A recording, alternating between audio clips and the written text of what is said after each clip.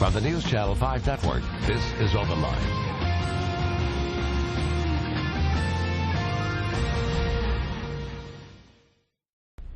Well, good evening and welcome into Open Line. I'm Chuck Long, going to be along with you for the next hour.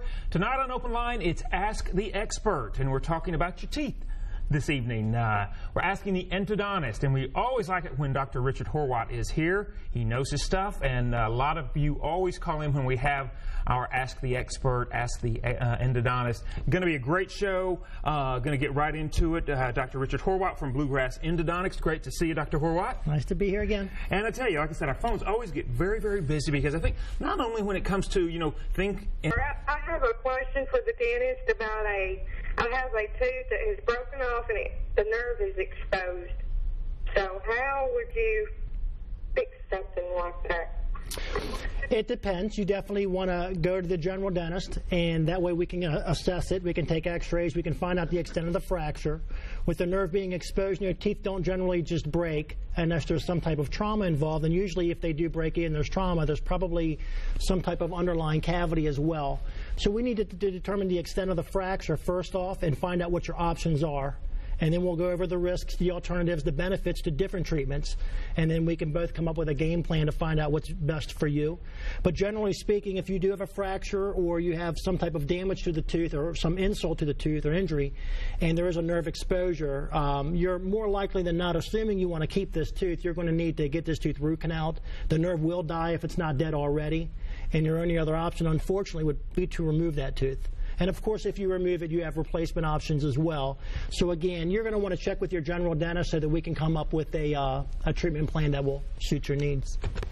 Okay, well, Tammy, thanks so much. Hopefully that gives you some help.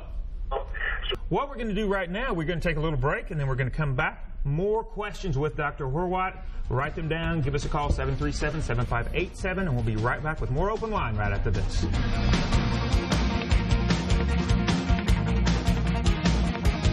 This is a Storm 5. Yeah. All right, we're going back to our lines. Greg is on the line with us right now. Greg, good evening.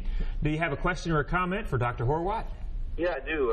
I have a couple of chipped teeth, and my dentist, they're going to need to be capped. Now, my question was, in all cases, is it necessary to do a root canal before a tooth is capped?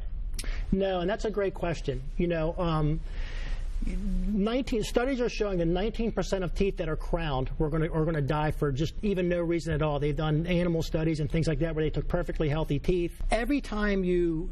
Almost every time you get a root canal, you should have the tooth crowned. You know, you're removing tooth structure, and it's not as the crown protects the root canal. The restorative aspect of what we're doing is going to protect what we did.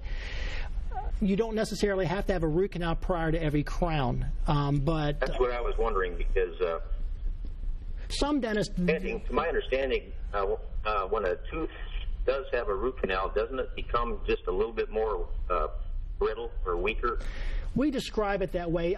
That's technically not exactly accurate. You know, when you're removing tooth structure, you're compromising the integrity of the tooth. And for that reason alone, it's kind of like a hollowed out eggshell. We have to go into a molar tooth or one of your back teeth. We have to make a big hole in there. And when we're packing it in, it's surrounded by walls. So if you hit the tooth just right, you're going to cave in one of those walls. In that sense, yes, it makes it weaker. Whether or not it makes the actual tooth structure itself more brittle, it really doesn't. We kind of describe it that way. It's easier for the patient to understand it, but that's not exactly accurate. After a root canal, you most certainly on a molar tooth, in my opinion, should have every molar tooth crowned, probably almost every premolar crowned. If you have a tooth that is you don't really have any fillings or cavities on it, and you're talking about one of the front teeth, oftentimes if you make a very conservative access into the back of it, you're probably better suited to have a filling in the tooth. A lot of the general dentists, though, they've been around, and they get, a lot of times a dentist will come in and they're trying to be conservative, and I kind of like going that route. That's the way I did it when I did general dentistry. A lot of times if a patient needed a crown, I didn't want to just root canal every tooth before I crowned it. You know, you want to save the patient the out-of-pocket expense and things like that, but then you put the crown on the tooth, and now the patient comes back because the tooth is hurting them. Now you have to go through the crown that you put on there, and then you have to patch the hole that you put on the crown.